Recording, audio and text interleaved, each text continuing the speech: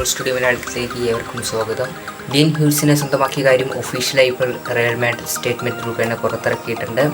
പുതിയ സീസണിലേക്കുള്ള ആദ്യ സൈനിങ് ആണ് ഇപ്പോൾ അവർ പുറത്തിറക്കിയിട്ടുള്ളത്.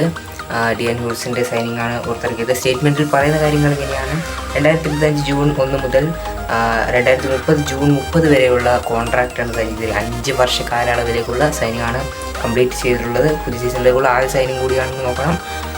ഡിഫൻസ് സെൻറ്റർ ബാക്ക് ആണ് താരം. 20 വയസ്സുകാരനാണ്. പ്രീമിയർ ലീഗിലും കളിച്ചിട്ടുണ്ട്. പ്രീമിയർ ലീഗിൽ അദ്ദേഹം 2024-25 സീസണിൽ premier league youth young player of the ആയിട്ട്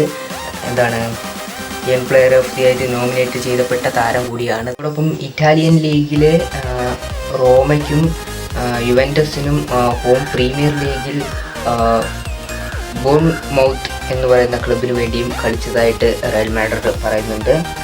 ആ സമയത്താണ് പ്രീമിയർ ലീഗ് കളിച്ച സമയത്ത് 2024 സീസണിലാണ് നോമിനേറ്റ് ചെയ്യപ്പെട്ടത്.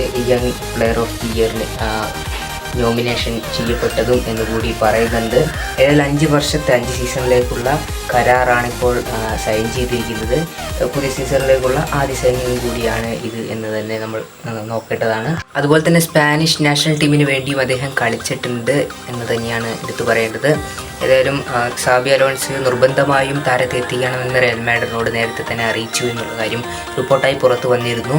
ഏതായാലും ഇതാണ് പുതിയ സീസണിലേക്കുള്ള ആദ്യ സൈനിങ്. സെൻട്രൽ ബാക്ക് 20കാരനായിട്ടുള്ള യങ് പ്രൊഡക്റ്റിനാണ് എത്തിച്ചിട്ടുള്ളത്. ഡിഫൻസിലെ പ്രശ്നം കൊണ്ടാണ് കഴിഞ്ഞ സീസൺ റയൽ മാഡ്രിഡിന് അധികം മത്സരങ്ങളും ഗോളുകൾ വാരി കൂട്ടേണ്ടി വന്ന്. എൽ ക്ലാസിക്കോയിൽ തന്നെ ഗോളുകൾ വാരി കൂട്ടുന്ന എത്ര ഗോൾ അടിച്ച് ലീഡിൽ നിന്നാൽ പോലും പിന്നീട് ഗോളുകൾ വാരി വഴങ്ങുന്ന ഒരു സിറ്റുവേഷൻ ഉണ്ടായിട്ടുണ്ടായിരുന്നു.